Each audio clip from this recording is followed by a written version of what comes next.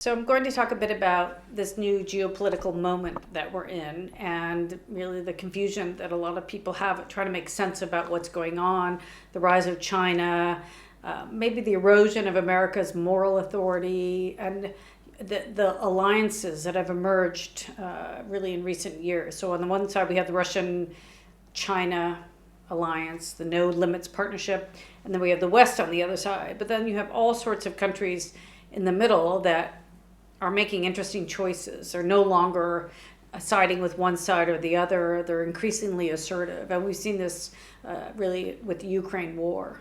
We hear people saying the world's in a worse state than it ever was. Is it? Or do we say that every generation? Look, I just think it's changing, right? So I think we emerged from a pandemic. We emerged into a very different world. I think Russia's invasion of Ukraine in February 2022 really shook things up.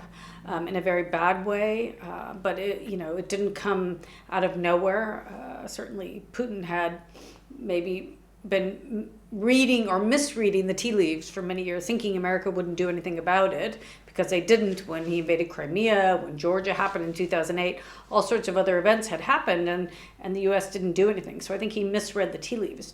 But that set off a whole other chain of actions. And then at the same time, China has become much more assertive at the global level. And so just trying to make sense of what, how countries, plan their foreign affairs, how we deal with common challenges, climate change and others, when the world seems so divided.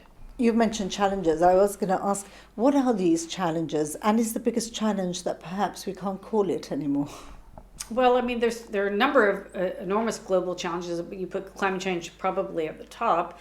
What we do about it, I'm not sure we all agree on what to do about it, but there's certainly shared challenges that we need to work together with allies and non-allies to try to solve some of these problems. But then at the same time, we have conflicts. We have the Ukraine war, as I mentioned, but then we have this horrible turmoil right now in the Middle East. And what comes after that? Where, how is that resolved? Or will it expand into a wider war in the Middle East? So there's certainly things to be worried about. And we could go in many different directions.